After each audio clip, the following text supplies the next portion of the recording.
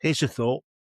Discover the equation that explains why we feel stuck, despite all the big dreams that we have. Here's an opportunity to learn 5 strategies, that is, to close the gap between inspiration and lasting fulfillment.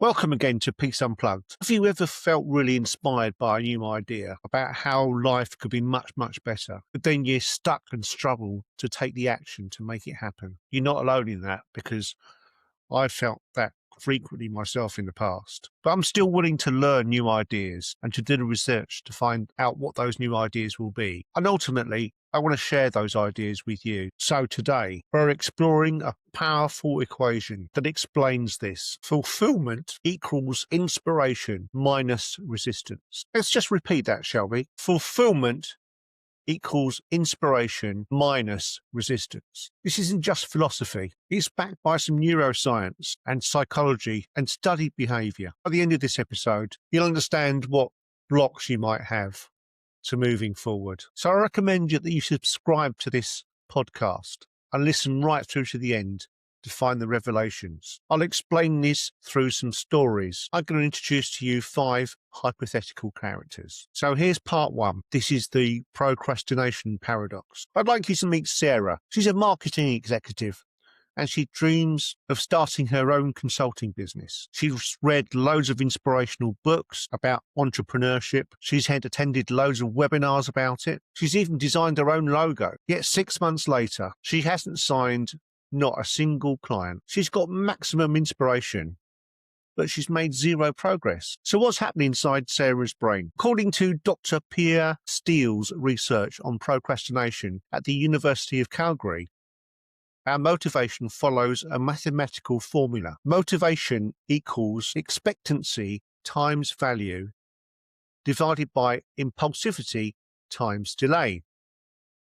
That sounds complicated, doesn't it? Sarah's resistance comes from what is known as temporal discounting. It seems her brain devalues the future in favour of immediate comforts. You see, the amygdala, our brain's fear centre, perceives for Sarah being an entrepreneur wannabe as actually a threat, and it triggers avoidance behaviour. A 2019 study published in Psychological Science by Katzir, Ayal and Miran found that resistance to action increased proportionality with the perceived difficulty and uncertainty of the task. You see, Sarah's resistance isn't laziness. It's just her protection system that's just gone a bit haywire. When Sarah learned this, she implemented micro commitments, spending 10 minutes a day on just one email to a prospective client. She was reducing the resistance by carrying out smaller tasks, and she managed to sign her first client within 2 weeks. Formula worked. High inspiration minus lowered resistance equaled her fulfillment through taking action. And those tiny habits started to create a lasting change for her. It started to minimize the points of resistance. Okay, here comes another example. It's called the Perfectionist Prison. James is a software developer. He's got some brilliant app ideas, and those ideas could help people to manage their mental health. He spent 2 years trying to perfect the code, but he still hasn't launched. His inspiration is still sky high, yet he's feeling increasingly empty and frustrated. Research by Hewitt and Flett, published in the Journal of Personality, identifies perfectionism as a major source of psychological resistance. Perfectionists experience what psychologists call approach avoidance conflict. They're simultaneously wanting to achieve whilst fearing the judgment of imperfect results. Functional MRI studies from the University of Michigan show that perfectionists display heightened activity in the anterior cingulate cortex when making mistakes. Sounds very technical, doesn't it? What this is doing is our brains process errors as genuine threats, and that creates a massive load of resistance, and it causes inspiration to become paralysis. 2020 meta-analysis in Personality and Social Psychology Review found that perfectionism can result in significant decreased productivity and increased anxiety. That's the opposite of fulfillment. So James attended a workshop about progressive release. This was used by other successful tech companies. He learned something called the Reid-Hoffman principle. That is, if you're not embarrassed by the first version of your product, you've launched too late. So by reframing perfection as iteration, James reduced his resistance dramatically. What he actually did was he launched a beta version of his app, and he also asked for feedback and gradually improved the app over time. Result was, within 6 months, he had over 50,000 users. His fulfillment soared, not because he got rid of imperfection, it was because he eliminated resistance to imperfection. And I might add that probably by interacting and gathering feedback from his customers, he built a relationship and built a trust. Next, we've got the energy equation. Maria is a teacher and a mother of 3 children, and she's always dreamt of writing a novel. She gets really inspired every time she thinks about it. Yet after 8 years, all she's written is 3 chapters. Her excuses are feeling too tired, being too busy. Yet she does what a lot of us do, scrolls through social media. Research by Dr. Roy Baumeister on ego depletion, though debated, points to a crucial insight. Decision-making and self-control deplete cognitive resources. A groundbreaking 2016 study in Proceedings of National Academy of Sciences by Kurzban, Duckworth and Cable and Myers reframed this as opportunity cost. Our brains consistently calculate whether the effort is worth the reward. Let's break that down a bit, shall we? Maria's resistance isn't about not having enough time. It's about her allocation of energy. Her brain believes that writing a novel takes high effort and will have uncertain rewards. Meanwhile, scrolling through social media gives some minor immediate rewards, little dopamine hits. Neuroscientist Andrew Huberman's research on dopamine circuits shows that we repeatedly choose easy dopamine sources. We increase our baseline resistance to effortful activities, and it creates a vicious cycle. Inspiration remains constant, but resistance grows, and that means the fulfillment is always just out of reach. Maria implemented what productivity researcher Carl Newport calls deep work scheduling. She found 20 minutes before her kids woke up in the morning. That's when her brain was most active and fresh, and she allocated that time to writing. She also started something called a dopamine detox. She limited her social media to just the weekends. The result was, within 3 months, she'd written more than she'd written in 8 years. She'd actually reduced resistance through energy management rather than trying to increase inspiration. Studies from Teresa Amabile at Harvard Business School confirms that consistent small progress creates positive feedback loops that further reduces resistance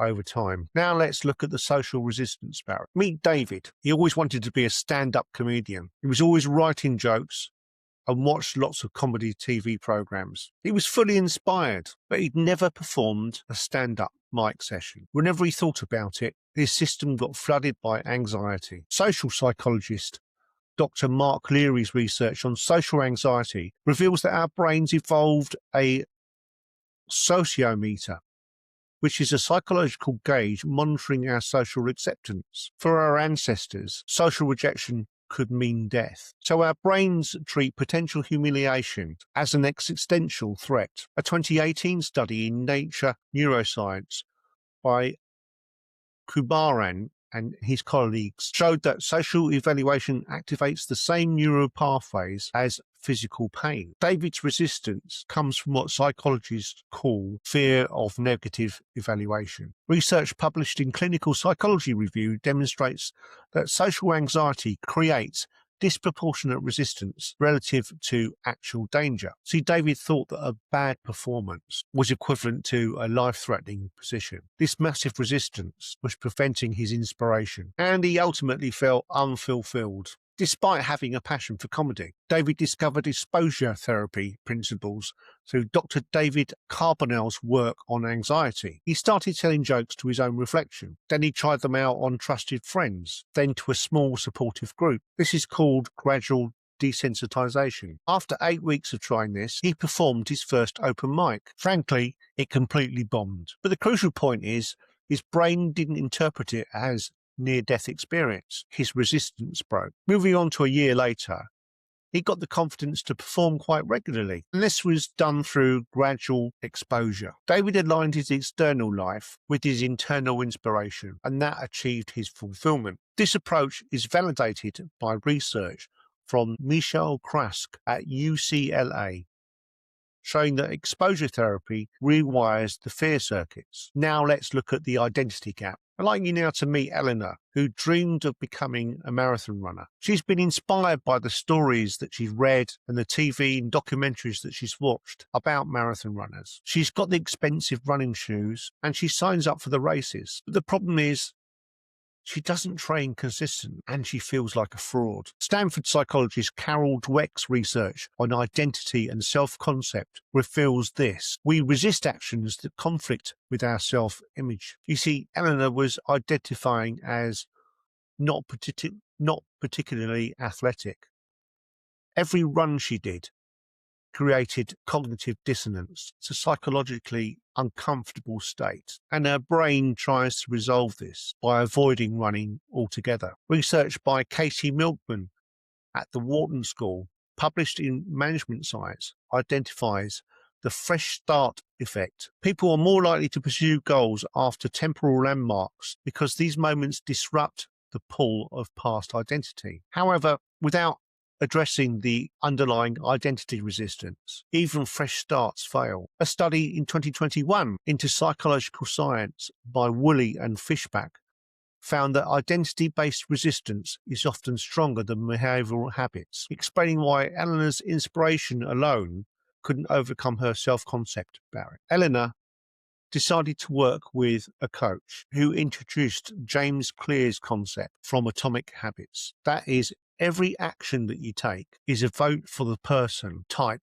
you wish to become. Instead of focusing on distant marathon goals, which has high resistance, he began asking, what would a runner do today? She started with 10-minute runs, one per day, then added another and another. She stopped trying to overcome resistance through willpower and instead used each small action to gradually reshape her identity. The result was 6 months later, she completed her first half marathon. Her fulfillment didn't come from the medal that she got, from the alignment between her inspiration, that was becoming a runner, and her identity, which is actually being a runner. Research by Benjamin Gardner, published in the British Journal of General Practice, confirms that identity change is the most sustainable path to behavioral transformation. So there we have 5 little stories. Now let's look at 5 solutions based on those stories. Number 1, reduce task size to combat procrastination. Break down the inspired goals into 10-minute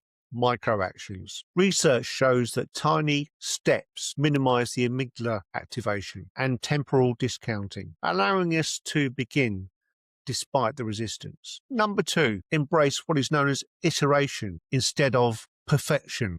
That way you'll resist perfectionism. In practice, that means launch before you're ready. Read Hoffman's principle, progressive release mythology, that imperfect action beats perfect inaction every time. It reminds me of a little story a guy told me many years ago when I first started work. China egg never hatches. So solution number 3, optimize energy allocation. Effectively manage our resources. It means scheduling high resistant tasks during our peak cognitive hours. Manage the dopamine, prevent easy rewards, from increasing resistance to meaningful work. Solution number 4, gradual exposure to fear. That is lower social resistance. Use progressive desensitization for socially based resistance. UCLA research confirms that gradual exposure rewires neural fear circuits more effectively than avoidance. And finally, solution number 5, build identity through action. Close the identity gap. And this is quite challenging and interesting. Stop trying to change behavior.